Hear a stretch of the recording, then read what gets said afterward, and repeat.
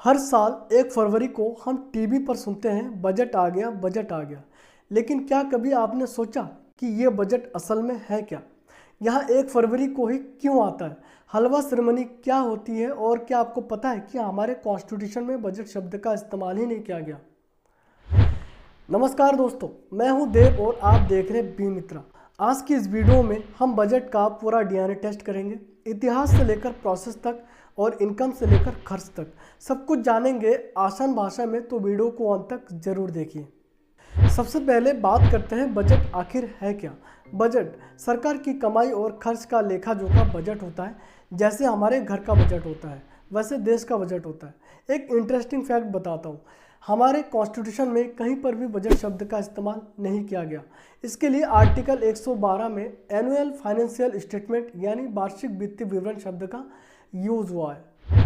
साल 2016 तक बजट फरवरी की आखिरी तारीख यानी 28-29 फरवरी को पेश होता था, लेकिन 2017 में इसे सरकार ने बदलकर 1 फरवरी कर दिया ताकि 1 अप्रैल मतलब नए वित्तीय वर्ष शुरू होने से पहले संसद की सारी प्रक्रिया पूरी हो जाए और मंत्रालय को समय पर पैसा मिल जाए। भारत में मुख्य रूप से बजट को 2 स्थितियों में देखा जाता है। पहला है जनरल बजट, जिसे आम बजट कहते हैं। यह पूरे साल के लिए पेश होता है। इसमें नई स्कीम्स और बड़े ऐलान होते हैं। दूसरा है अंतरिम बजट, यहाँ तब पेश होता है जब चुनावी साल चल रहा हो। सरकार सिर्फ कुछ महीनों के लिए खर्च की मंजूरी लेती है ताकि नई सरकार आने का काम चलता रहे।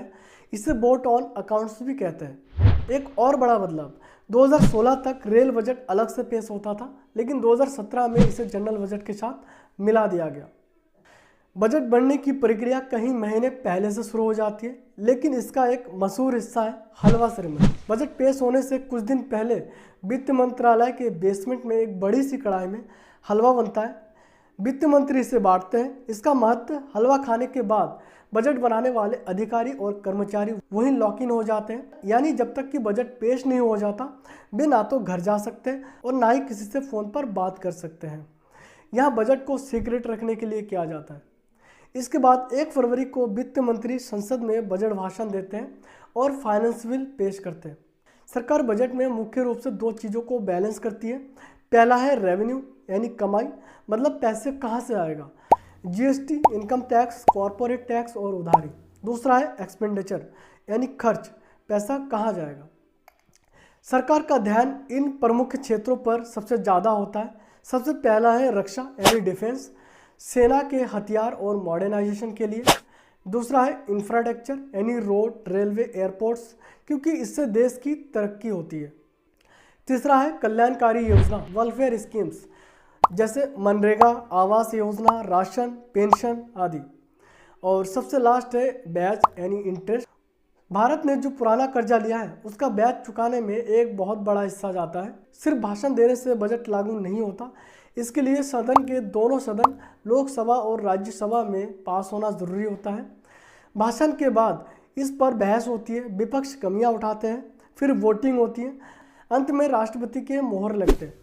जब यहाँ सारी चीज़ें हो जाती है तब जाकर 1 अप्रैल को पूरे देश में लागू हो जाता है। तो दोस्तों, यहाँ था बजट का पूरा गणित। यह सिर्फ आंकड़ों का खेल नहीं है, बल्कि देश के भविष्य का रोड मैप है। अगली बार जब आप बजट भाषण सुने तो हलवा सेरेमनी और आर्टिकल 112 को जरूर याद रखिए। अगर आपको यहाँ जानकारी अच्छी लगी हो तो वीडियो को लाइक करें, दोस्तों के साथ शेयर करें और चैनल को सब्सक्राइब करना बिल्कुल भी ना भूलें। अगर आप चाहते हैं कि हम आपके किसी टॉपिक पर वीडियो बनाएं तो आप हमें कमेंट्स में ज़रूर बताएं, हम उस पर भी एक डिटेल में वीडियो बना देंगे। तो मिलते हैं फिर नेक्स्ट वीडियो में, तब तक के लिए जय हिंद।